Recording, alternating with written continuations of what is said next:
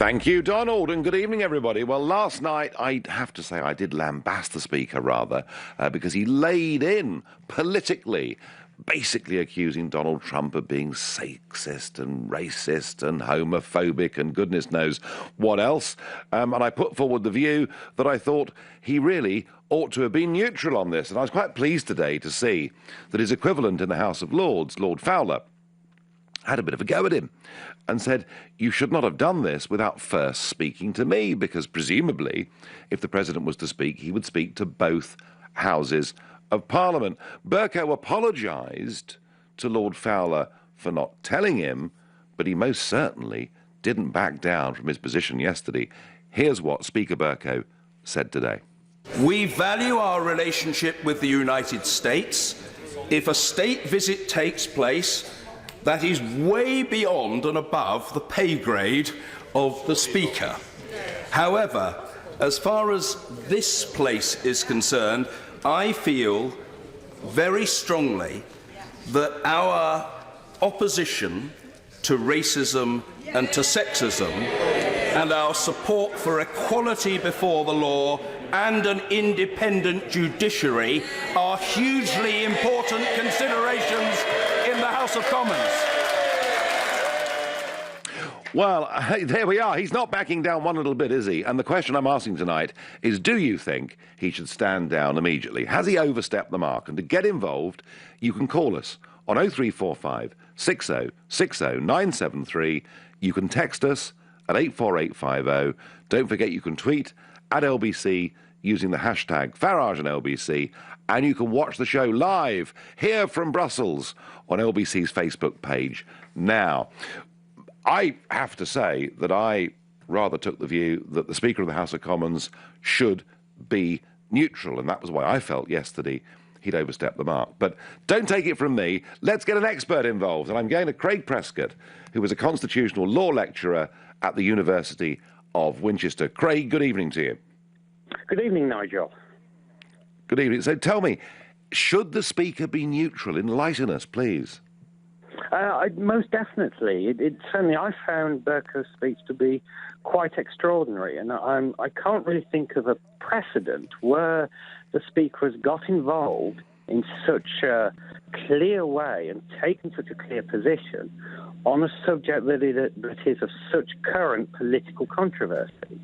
The Speaker is essentially the chair of debates in the House of Commons, and in order to do that, your impartiality should be beyond question. And you have to think that, let's say there's a debate in the future about British foreign policy with America, and let's say you're an MP that supports Donald Trump, and you don't get chosen to contribute to that debate because it's the Speaker that chooses who speaks. You're going to think, well, is that because of my views, or is that just because I missed it? You're going to start to question some of the decisions the Speaker makes. And that's not a good position for the Speaker to be in, ultimately. No, it's not, is it? It was suggested, Craig, to me earlier on today that he was behaving more like the Lord Protector than the Speaker of the House of Commons. That's very interesting. A bit strong, I know. But tell me, Craig, I mean, I'm asking the public tonight to ring in, to text in, to tweet in, to tell me whether they think this man now ought to go because he's broken a basic rule. And you've really rather confirmed that. But tell me, how could he be got rid of? What would the procedure be? It's very, very difficult to remove a Speaker because, that's one way he gets his impartiality, because he's impartial from government, and government cannot just come in and try and remove the Speaker. Indeed, when the government tried to make moves in that direction before the 2015 election, it blew up spectacularly in the government's faces because backbenchers didn't like it. And the only way to really remove a Speaker is if the Speaker resigns himself and chooses to retire. And the last time that happened was when Bercow's predecessor, Speaker Martin, he resigned because of his involvement in the MP's expenses scandal. His own personal involvement in the scandal, which made his position untenable. And even that was very difficult. So it is, sorry to disappoint you in a way, but Constitutionally, it is quite difficult to remove a speaker. It's the speaker that's got to do it himself. I suppose if he thinks his position has become untenable, then he will, I would hope, do the honourable thing and resign. I don't think we're there yet, but if there's another incident like this, then I think the government has certainly sort of got Bercow's card marked, I think. OK, so Craig Prescott, constitutional law lecturer at the University of Winchester, you've put Speaker Bercow on notice, and I thank you very much indeed for your contribution. Well, phew is all I can say, because I really sort of put my neck on the line saying the Speaker should be neutral, and Craig absolutely confirmed that. Is it time he went? Should he stand down immediately? However difficult it may be to get rid of him, he could, as a matter of honour and principle, stand down, and I wonder what Stephen in Maidstone thinks about that question. Stephen, good evening. Good evening, Nigel. Absolutely agree. I think John Bercow's position has now become completely untenable. I think he should do the honourable thing and step down at the earliest opportunity. I believe, there's a number of parliamentarians at the moment who could certainly fill that position, Jacob Rees-Mogg being one of them. And I'd like to see John Bercow step down at the earliest opportunity. And Jacob, of course, would bring back all the ancient wigs and gowns and traditions, wouldn't he? He would do. And, it's those ancient traditions, whether you agree with them or you disagree with them, which is one of the things which I think is missing. But ultimately, Nigel, what I'm interested to hear from yourself is, have you heard anything from Trump or Trump's team in response to John Bercow's comments? They've said very little, quite wisely. They're letting this row play out. You've now seen what Lord Fowler has said. So, no, Donald Trump does, of course, occasionally send the odd tweet out when he has an opinion. But on this one, they've kept quiet. They're seeing how it pans out. They want this visit to happen. They want this trade deal to happen. They want to make NATO, somewhat reshaped and reformed, but with us working very closely with them. So they're not going to do anything, I don't think, that would risk that. And I have to say, I'm very pleased about that, Stephen. And let's see. But Stephen firmly of the view that Bercow ought to go. I'm speaking to you from the European Parliament, where there is no pretence at neutrality at all. In fact, the chairman, or the president, as it's known over here, of the European Parliament, not only gives political opinions, but actually takes place in votes. So when we're voting and pushing buttons for green lights or red lights, you can see how the president of the Parliament has voted. And the guy we had for the last 5 years, a guy called Martin Schulz, who never, ever, ever hid his views that the European superstate was marvellous, yesterday hit the lead in the opinion polls in Germany. He's ahead of Angela Merkel in Germany. But the point here really is that our parliament, the mother of parliaments, this great respected institution, has always had a neutral speaker, and I'm afraid this guy has overstepped the mark. He should stand down, in my view. I wonder what Penny in Chelsea thinks.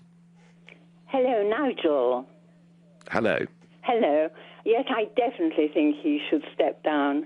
And I thought the Labour MPs acted absolutely disgracefully, hollering and shouting. It just made me squirm.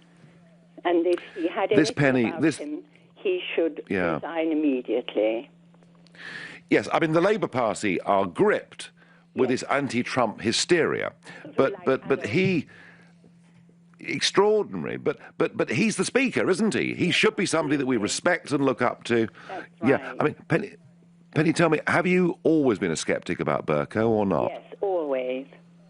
Right. I thought he was arrogant and totally, he wasn't impartial.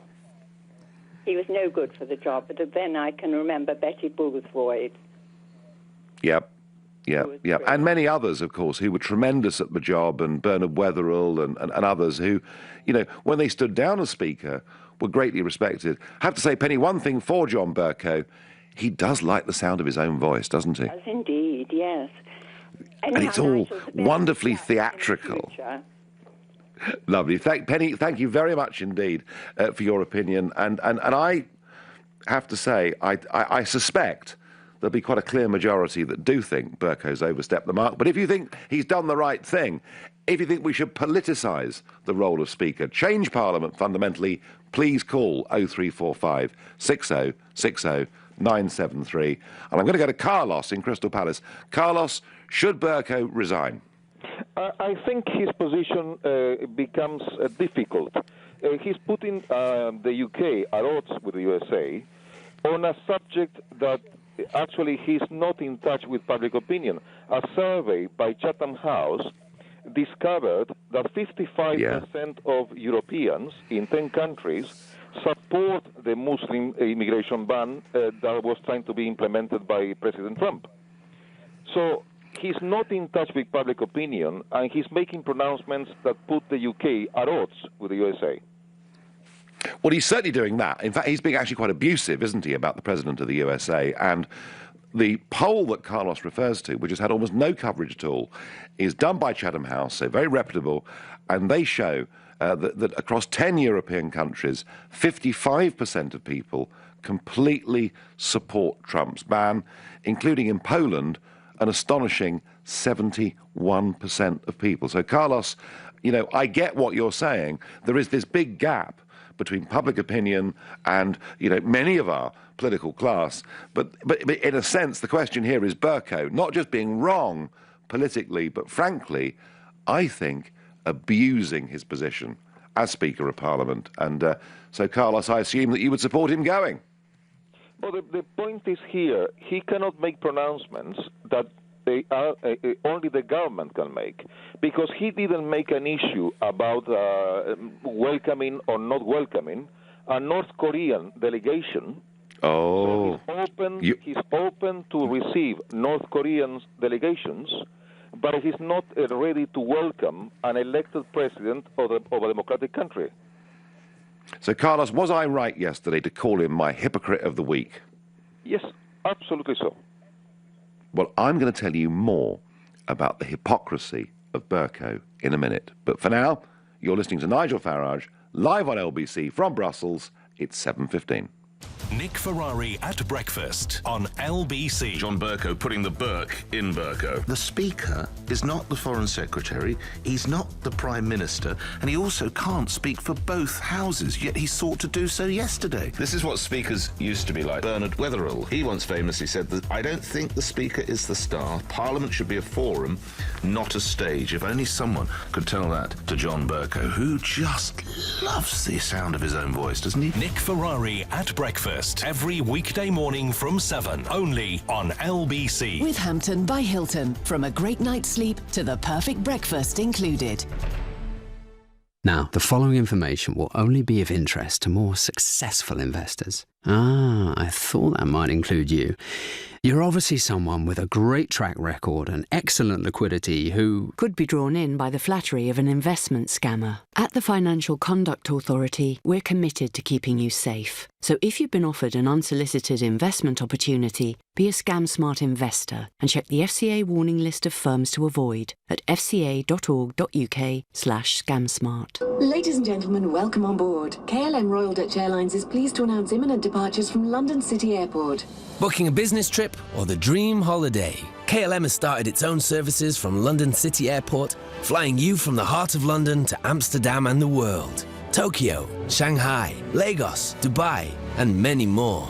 Book now at klm.com. Sit back, relax, and enjoy your flight. Right, I need to pick up the kids from school. Let me. Are you sure? No problem. I might as well pick up dinner as well. Wow, that would And go and get the dry cleaning. And I could drop those bags off at your mum's. But you never visit my mum. Oh, come on. I see her loads. She was at the wedding. Whatever reasons you find to come back, you'll earn Tesco Club Card points when you fill up at Esso. Many happy returns. Participating sites only. Terms and minimum spend apply. See esso.co.uk for details. This is a live update for UK businesses. Right now, overseas buyers are looking for quality UK goods and services. Make your business visible around the world and help buyers find you through the government's free new online service. Start your export journey. Visit great.gov.uk. best place for sleepyheads is in their bridge bed in bed. At Bridge Bedding, we have hundreds of beds and mattresses in stock from the biggest brands in the UK. We'll beat any price on a like-for-like basis and we'll deliver for free. So before you buy your next new bed, visit a Bridge Bedding Centre, Rectory Groveley-on-Sea, Upminster Road, Hornchurch, or online at bridgebedding.com. The best place for sleepyheads is in their bridge bed in bed. What is the longest tube on the London Underground? What is the collective name for a group of bears? What did Queen Victoria ban from her own funeral? If you know, you have exceptional general knowledge. But at Hiscox, our insurance experts have chosen small business as their specialist subject. That's why more than 200,000 UK businesses rely on us to help provide the right cover. Hiscox, business insurance for the small and the brave. Oh, and in case you were wondering, A, the central line, B, a sleuth of bears, C, the colour black. Now, someone as discerning as you could be drawn in by the flattery of an investment scammer. Be a scam-smart investor. Check the FCA warning list before investing.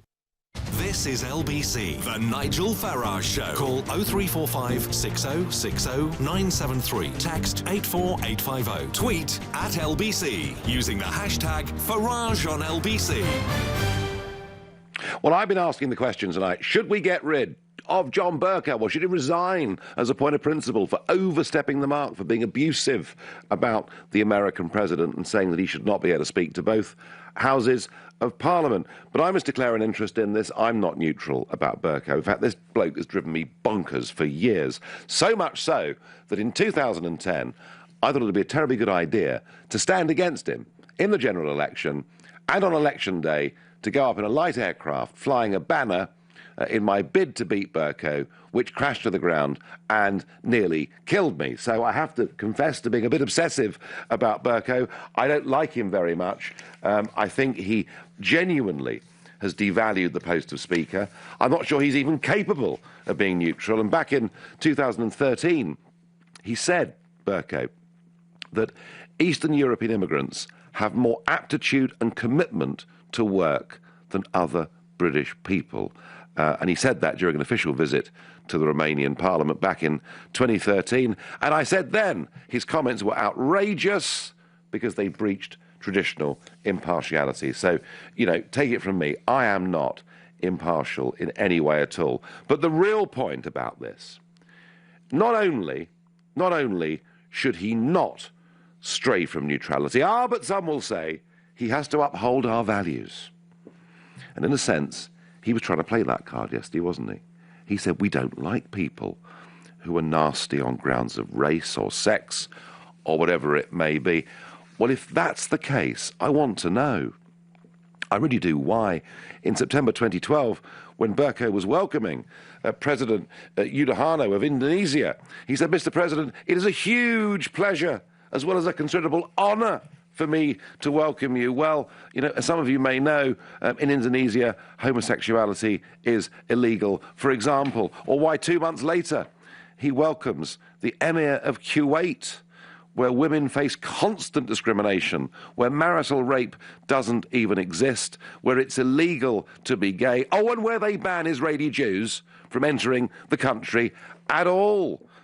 But when the Emir of Kuwait turns up, it's Your Highness.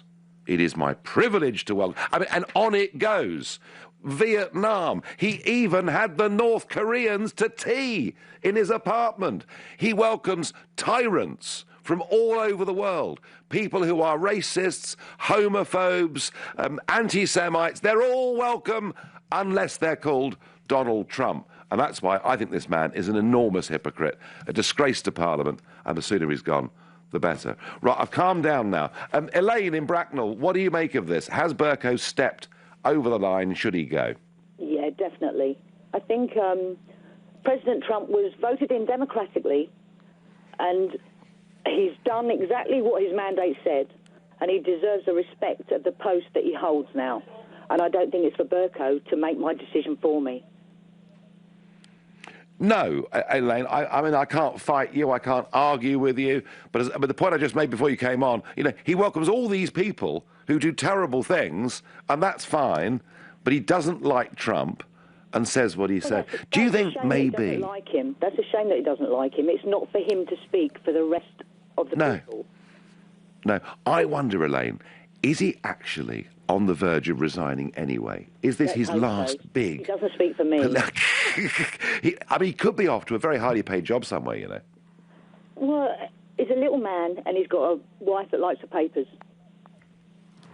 Well, she's actually, to be fair to Sally, she's kept out of the papers a bit lately, hasn't she? But then I'm pretty weak ground myself on this week. So we'll leave it there, Elaine. But thank you, and I'll go to Ian in the Romney Marsh. Ian, has Bercow stepped over the line? Should he go? No, he shouldn't. And for me personally, John Bercow, he does speak for me. I don't agree with Trump at all. I don't like the guy. His policies are quite abhorrent, but it's not really that I wanted to actually comment on, Nigel. It was actually yourself and the hypocrisy you just showed in calling John Bercow out to be quite abusive when you yourself actually stood up in the EU Parliament being really abusive to them. Well, you've done it more than once, but certainly the day after the referendum. Abusive. The reason you don't like John Abusive. Bercow is he doesn't agree with you and your buddy over there, over the pond. Ian, Ian, hang on, Ian. I have been shouted at, shouted down. They even last week allowed the public gallery to heckle me. I have been called all the names under the sun, and all I've ever done, Ian, is tease them a little bit. I've never been abusive to them. Give me one example of where I've been abusive. I saw your display, Nigel, the day after the referendum, when you stood up. That wasn't teasing. You was being, at best, you was being quite rude. At the end of the day, how? You know, what do you mean how? You knew what you did. You standing up saying they'd never had a proper job in their lives, and that was factual. Yeah. Well, that was factual. I mean, of course. I mean, we're dealing with career politics. Ian, look, Ian, I've pulled their leg. Of course I have. And it's been a bit theatrical over the years at times. And I get that. It doesn't help us in our position. And the reason so when they call me... Can I just finish? The reason a lot of people are getting upset about this is actually because they know, the Brexiteer camp, I mean, that we seem to only have the Americans up our sleeve as a card, as a major sort of asset, as a trade deal. And by John Bercow speaking his mind, and by the way, he is speaking for a lot of the British people, that is kind of upsetting people because they're thinking... But Ian, you're missing the point, Ian. Ian, you said at the start of this conversation that John Bercow speaks for me. John Bercow isn't supposed to speak for you. John Bercow is supposed to be the Speaker and the independent, neutral chairman of the great forum for debate in our nation, which, by the way, once Brexit's happened, will be sovereign and great again. So the point I'm making, Ian, is he should not be giving political opinions. Surely that's right. Yes, I understand what you're saying, but Good. At the end of the day, he has spoken his mind, and he's spoken the mind of a lot of the British public. Ian, I get that point. I get that point. And as a backbench Conservative or Labour, whatever he is these days, he could do so, but not as Speaker. And he cannot use the defence. He cannot, by the way, Ian, thank you for the call. He cannot use the defence that he's upholding the integrity and the values of Parliament when he allows tyrants from all over the world who he greases up to in the most extraordinary way. Your texts and tweets coming in texts. I have long felt that Speaker Bercow was getting too big for his boots. He is both arrogant and bombastic. He was out of order to criticise Trump, and he should go, and fast. And that's from Donald in Hampstead, not Donald in Washington. And there is a wonderful old...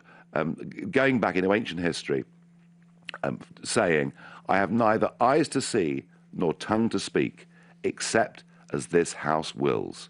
Bercow should heed those famous words, and that's from Neil, and that is traditionally what the Speaker of the House is supposed to do.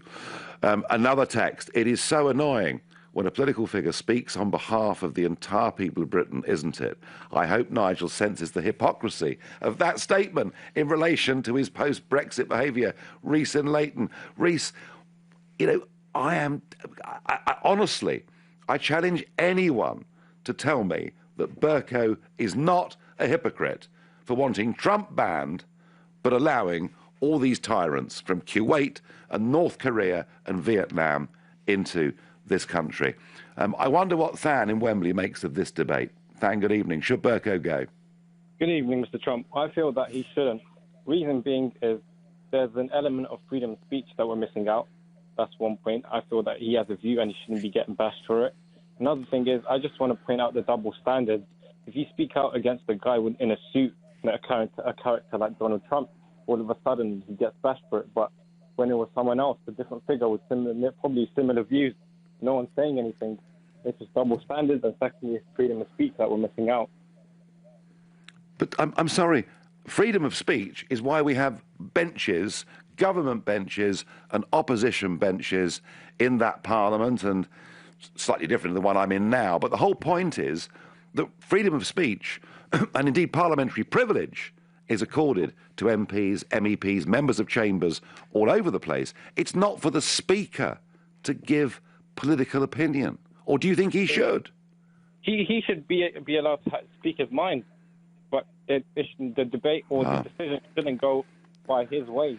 He should be allowed to speak his mind, but the decision shouldn't be met because of his opinions. That's what if we allow speakers of the House of Commons to speak their mind every single time that there is a debate and somebody with a differing view to the Speaker doesn't get called to speak, he or she, sitting in the chair, would be accused, actually, of terrible, terrible bias.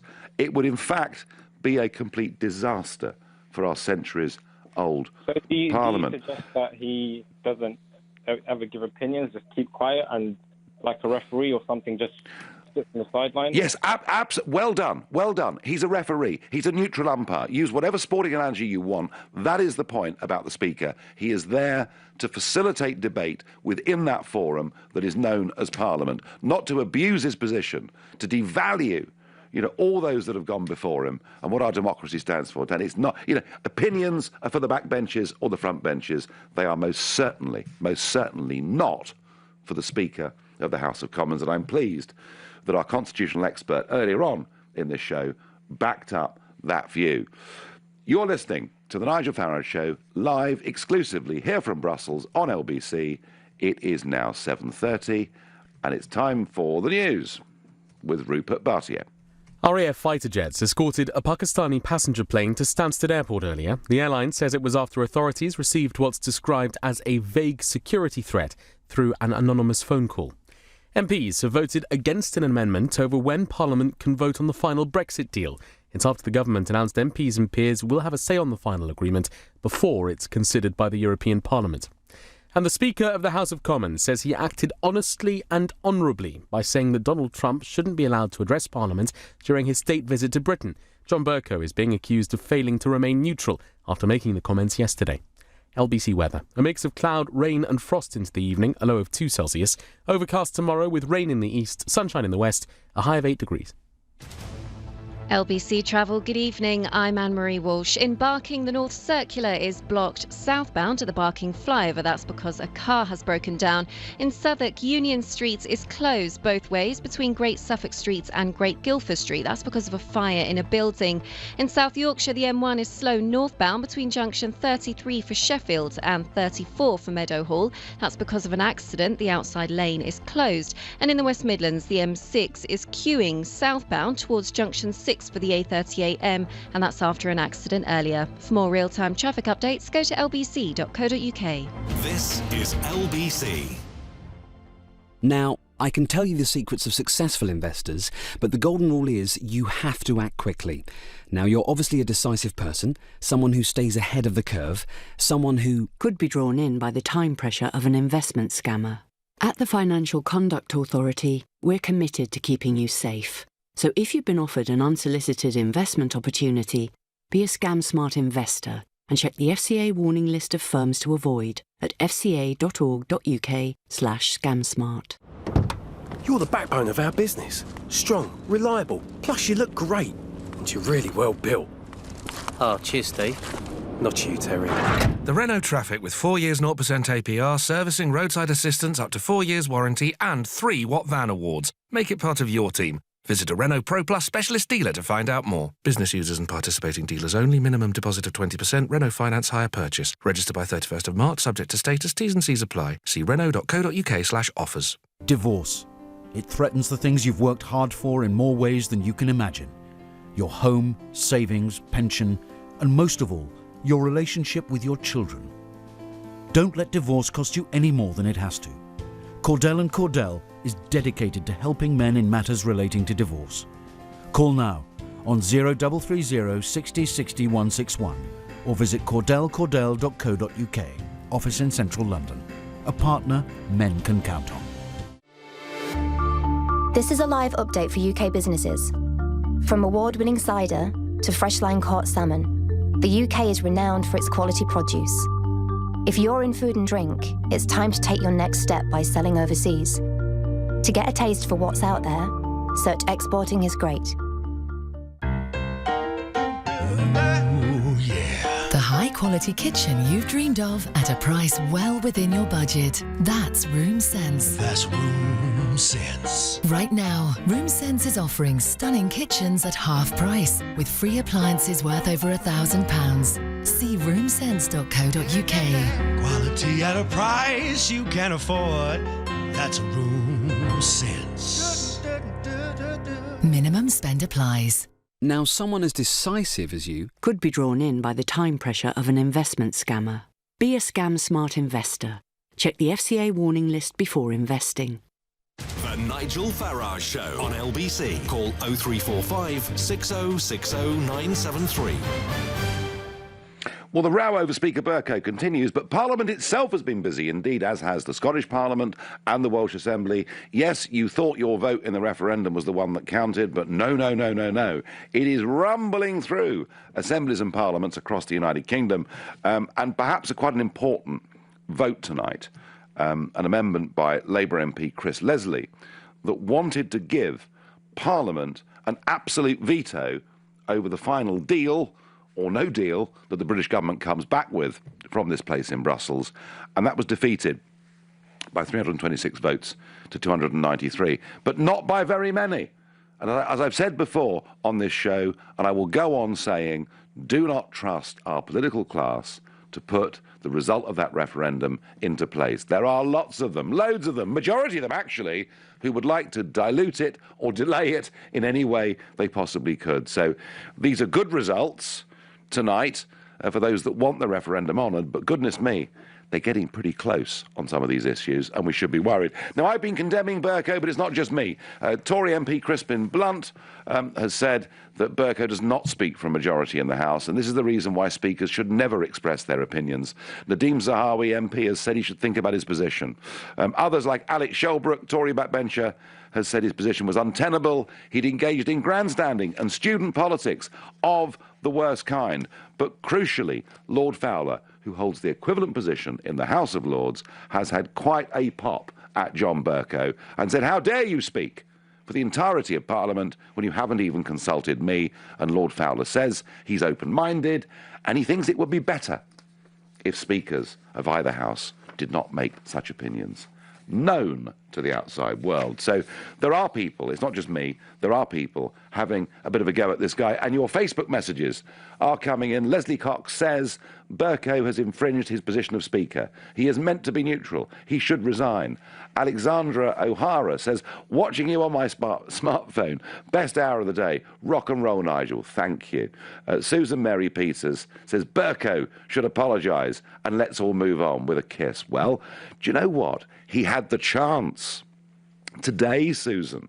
He had the chance to apologise, and he absolutely refused to do it. He reinforced the views that he'd given the day before, which possibly is why one of his biggest supporters today is Jeremy Corbyn, who says he backs the Speaker's stance, and he hit out at Trump's misogyny and his racism and his behaviour over international law. Well, it's good to know that he's got some supporters there. Paul Bolton tells me on Facebook, I think it's right The Speaker has broken a rule of impartiality.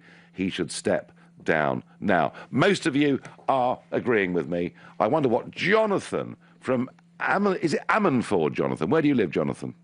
Yeah, not far from Carmarthen in West Wales. Right, OK, very good. Jonathan, should this... And by the way, the Welsh Assembly's been debating Article 50 today, as I said to you. But I mean, do you expect our Speaker to be a neutral figure or not? Absolutely, yes. I think it's disappointing, I think. You know, it seems to be a bit of a theme, Nigel, you know, these people are taking on the role of speaking for the rest of us. I heard in the news earlier that, you know, someone saying that, if Trump comes, there'll be, 2 million people on the streets. And I was thinking to myself, well, that means there's 60 million people not going to be in the streets. You know, just because they are the ones that are going to be demonstrating. They're going to be the people like myself who geographically live too far away or in work and hold jobs and live in the real world who are not going to be there demonstrating, counter to them. Are you suggesting that demonstrators don't have jobs? To be honest, obviously some of them do. But from what I've seen, a lot of them I think don't. I think they're a bit of a rent-a-rabble. Do you really? Gosh, if I said that, it would cause a hell of a stir, wouldn't it? No, I agree with you. I see the same faces on these demonstrations all over the place. I say, Nigel, I think the government's missing a huge opportunity here. I'm from West Wales and always have considered myself Welsh before British or anything else. The whole Brexit thing, I think, has really bound people from Scotland, Ireland, Wales, despite what we hear from politicians in Scotland, into being proud to be British, and instead of encompassing that and using that to build a better country, it seems that the government is just throwing that opportunity away. And before we know it, we'll be back to England, Wales, Scotland, Ireland, instead of being proud to be British as well. Yeah, Jonathan, I agree with that, and I have always regarded myself as British before I've regarded myself as English. And I have felt, actually, that far from weakening the union, I think actually Brexit has, for the moment, strengthened the union. Certainly Scottish nationalism is now, or Scottish separation, now I think is a bit of a no-no. I agree, Jonathan, but I also agree that nettle must be grasped. But we're not debating Brexit tonight, Jonathan. You're very naughty. But thank you for your call. I'm talking about Bercow. I think he's overstepped the mark outrageously. I think he's brought the House of Commons and the position of Speaker. Effectively, he's brought that job into disrepute, in my view. I think he should go, and quickly. But maybe he said that because he's got himself a job with a Blairite think tank on a massive salary. Maybe this is his way out. I don't know. Either way, the neutrality of the Speaker, I think it's really important. I wonder what Will in Evesham thinks of that proposition. Hello, good evening, Nigel. I think you're on home ground tonight. I think hypocrisy must be like a home soil for you. Really, I mean, you think Bercow really just standing up for principles, really. I think which is one of his roles. I mean, I think for you to be attacking him, and less than 3 weeks ago, you were listing the MPs who voted against the Brexit vote, and this in light of Joe Cox's murder, and you're talking about upholding principles, hypocrisy, don't you think, Nigel? I don't understand the point at all. I mean, it's great. I'll be very straightforward with you. I mean, when you've got people like Ken Clark and so on, standing up for their conscience and saying this is what I believe in, and then you're highlighting these individual MPs, saying these are the MPs who voted against Brexit, the vote, and they're voting against somehow the referendum, when actually they're doing exactly what they should be doing as MPs, voting with their conscience. And so, I get the point, Will, about conscience. I get the point about conscience. And normally, that's how MPs do vote. But isn't it different when you've actually subcontracted that decision to the people of this country? You've done so through the Commons by a majority of 6-1 to say, right, you decide, you get on with it, and hang on, I haven't finished yet. And then the government sends a leaflet out saying, we will abide by what you say. You then bring it back to Parliament and people contradict it. Well, hang on, Nigel, again, we're talking about the principle here, aren't we? The principle here, yeah. Do we have a democracy, and do we have a representative democracy where MPs are representing us? What's that phrase you like to use? Sovereignty. The Parliament is sovereign. Sovereignty of the people. Sovereignty of the people, Will. I see you're changing it now. No, sovereignty of the people. Will. Sovereign, Nigel. No, Parliament is transitory. Oh. No, Will, let me tell you what happens, mate. What happens is, once every 5 years, we lend people authority to sit on our behalf in Parliament, and we judge them. It isn't theirs. The sovereignty of this country is not theirs to give away, it's ours. Right. Ours is the sovereignty. We lend it to them, and what they did, Will, was to give away. Anyway, Will, I'm going to bring you back to the question. Do you think Speaker Bercow was right to say what he said? Absolutely. He spoke at the principles. Let me ask you a different question. Hitler was elected in the early 30s. No, Will. Will. It's great fun, and if it was a Brexit debate, we'd have a lot of fun with this, but it's not a Brexit debate. I'm talking about the hugely inappropriate behaviour of John Bercow yesterday. Will, listeners, disagrees with me. He thinks speakers should be openly and overtly political. It would be a catastrophe. The House of Commons would be meaningless. You couldn't play cricket, could you? If you thought the umpire was supporting one side or the other, it simply wouldn't and couldn't work. That's what I think. I wonder what Naeem in Finchley thinks. Naeem, good evening. Good evening, Nigel. I think you're making a mountain out of a molehill here, mate. I know you don't like this guy, but you're using this as a platform to have a pop at him. I mean, all he said is something that you fundamentally disagree with. He's your mate. Obviously, Donald's your mate across the pond. This guy. That's irrelevant. Well, it is relevant. It's irrelevant. You've got a platform at the moment that you're using, and you're milking it to discredit someone hang on. who's been elected but Naeem, by our parliamentarians. Hang on, it's down to the parliamentarians to decide. Not you. You can't use it as a platform to decide who sits in that chair. No, if you've got a issue, you go to your MP and say, you know what, I don't like what this Bercow said, and I want you to, get rid of him. Go through the proper channels. If you respect the old office of this John Bercow, you respect the office, and we should follow etiquette. Then that applies to you as well, Nigel. Well, does he respect the office? Well, does the President of the United States respect the law? He's broken the law. He's a criminal, isn't he, Donald Trump? Because he's Muslim ban, hasn't he? He's put a Muslim ban. So the North Koreans come round for tea, and that's all hunky dory. That's great. And the Vietnamese and the Emir of Kuwait. Why did you not protest about it? Why are you waking up now? I do. Do you know, Naeem? Do you know, Naeem? I think I've been the most consistent. I've been the most consistent opponent. Yes, I've protested against Saudi Arabia, and I protest against all forms of hypocrisy. But I don't think, Naeem, you clearly don't seem to understand how our Parliament is supposed to work, how it's worked. Going back to the 13th century, we had our constitutional expert, Craig, on at the beginning of this programme, who said he cannot think of any precedent in the history of our Parliament where a speaker has so overstepped the mark. And listen, Naeem, you rang up for a row. It was great fun. You're listening exclusively to Nigel Farage here on LBC in Brussels. It's 7:45. Coming up at 8 on LBC, Clive Bull. As the Housing White Paper is finally unveiled, do you think the government has the right ideas and the desire to genuinely tackle the housing crisis? Clive Bull on LBC. What if someone else did all the donkey work to find out if you had PPI for free?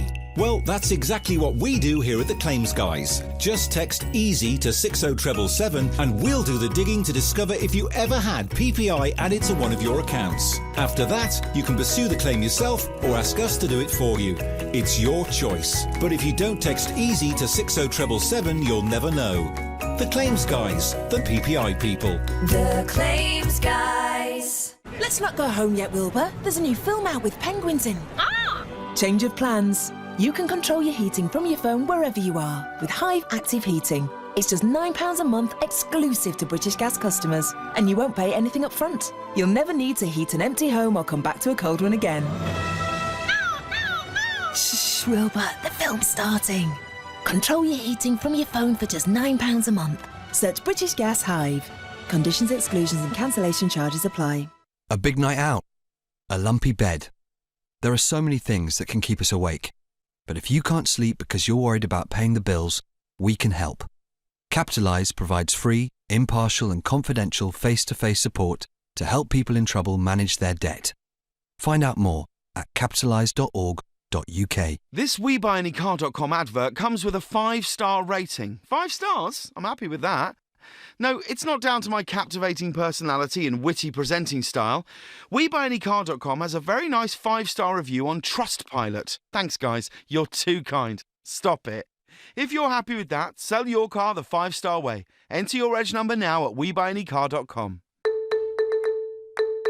Admin fee may apply. For more information, see WeBuyAnyCar.com/info. On the 25th of October 2016, the government announced Heathrow as its preferred scheme for new airport capacity in the southeast.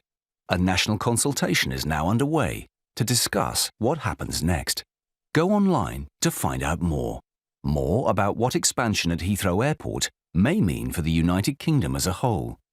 And more about what it could mean for your own region. And quite simply, to have your say. Search Heathrow Airport expansion.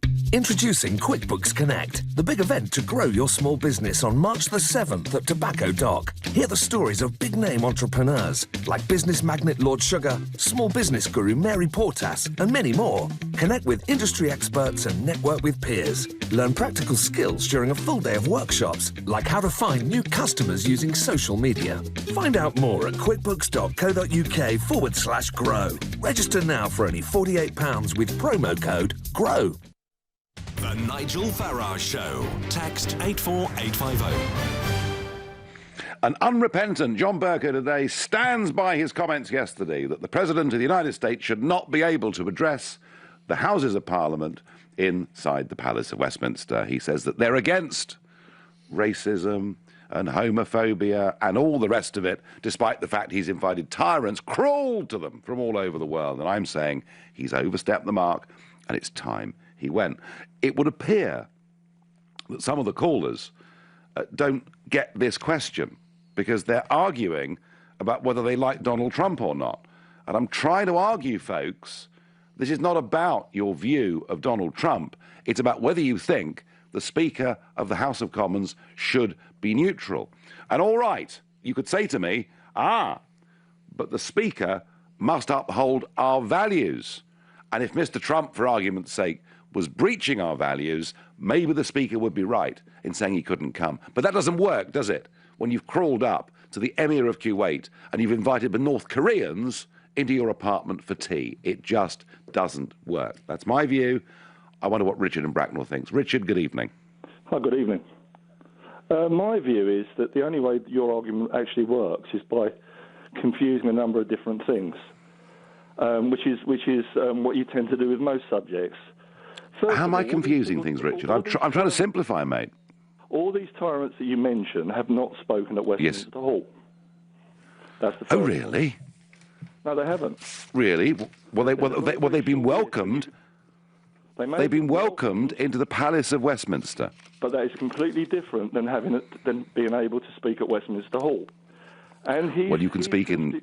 His constitutional duty is he is one of the key holders to decide who can speak and who can't speak. He didn't speak for anybody else. He only spoke for himself. And he said that if he was asked, he would say it was not a good idea. So that's completely two separate arguments here. Well, if that was the case, that'd be fine. But he spoke on behalf of Parliament. He didn't even consult Lord Fowler from the House of Lords, did he? There are three key holders, and he said that all three must agree. And he said, because of the reasons that he stated, he would not agree to it. So therefore, it wouldn't happen. Do you think his comments... Anybody else apart from himself. Do you think his insinuations from the chair in the House of Commons that the US president is racist and sexist and against prejudice and prejudiced against minorities, do you think that was appropriate? Yeah, and I'll tell you why. Because we live in a parliamentary democracy. He is the representative for the MPs, and the House of Commons is his constituency. He is not a delegate. So you would be happy if we politicised the role of Speaker, yeah? Not at all. What we've got is a situation where he has got a role, and he's done exactly what his role entitles him to do. But now, your does his role? Expert, I've got no respect for because I've been watching this all day long, and every single constitutional expert that I've listened to has said this is very nuanced. But your constitutional expert, which is very odd because people like yourself tell us that we shouldn't be listening to experts. We should be sceptical, absolutely, and so you are, Richard. You're deeply sceptical, which is good. Let me carry on now. Why after criticising Europe for so long, why does the views of the people of Poland matter in this debate? Well, I just think it's rather interesting, don't you? I just think it's rather interesting. I think it's rather interesting, don't you, that what is happening across the Western world is that people who believe in free movement and open borders and are wholly unconcerned by unchecked Islamic terrorists coming into our countries, they may be represented in chambers at the moment by lots of politicians, but they're losing. And there is a massive, massive shift of public opinion with people saying, we've got to get real here. What's that got to do with this debate? It's because there is a massive seismic shift, Richard, happening across the entire Western world. Trump, do you know, right now, Trump enjoys the optimism index at its 12-year high. There is a majority of the American people think that this temporary restriction to work out the vetting rules is correct. And what I'm saying to you, Richard, is whether it's America or the UK or Poland, this is how people are feeling. But that's a separate debate.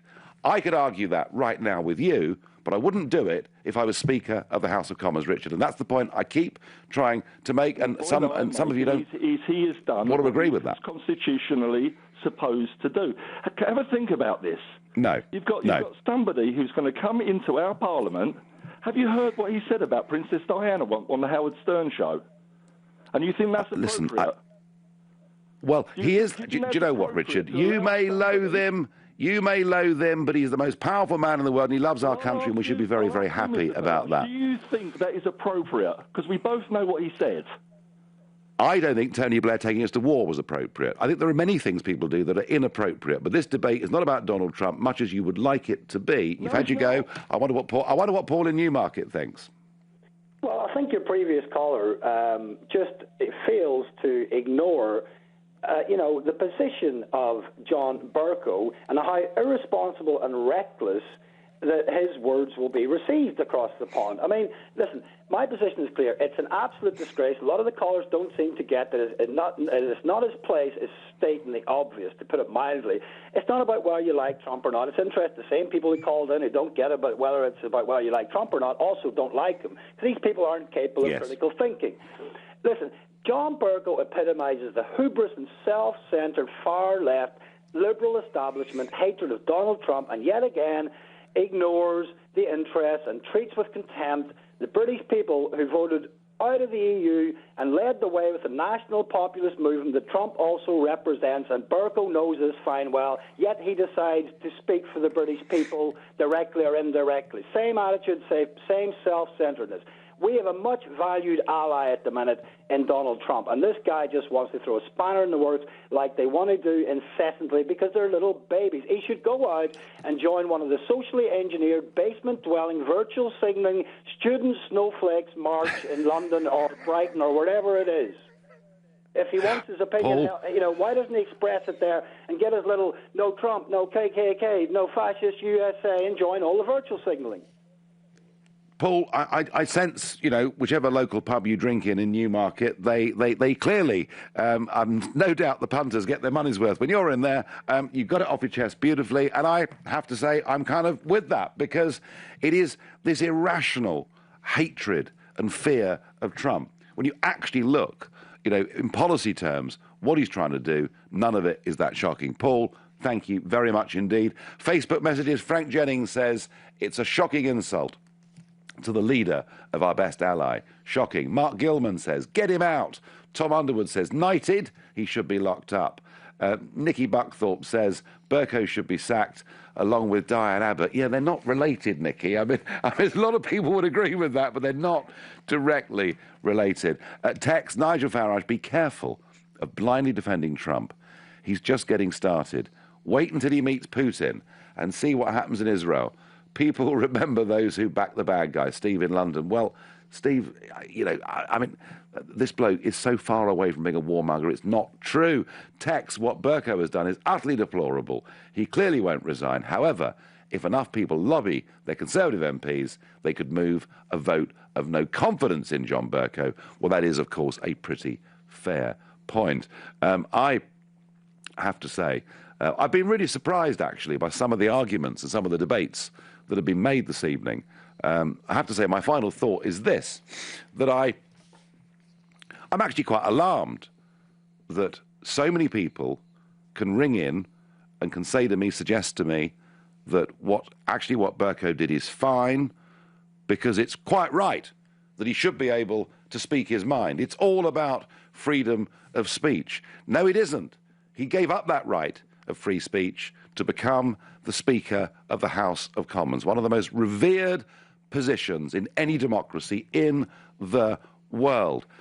And the fact that so many people ring in and don't seem to agree with that, I find alarming. And I genuinely think we need to be teaching people about the British Constitution, about Parliament, about the way these things work. Coming up at 10 o'clock, it's Ian Collins. But up next in London, it's Clive Bull. Nigel, thank you. And lots to talk about after the news. We're going to look at housing. Finally, the government's ideas for tackling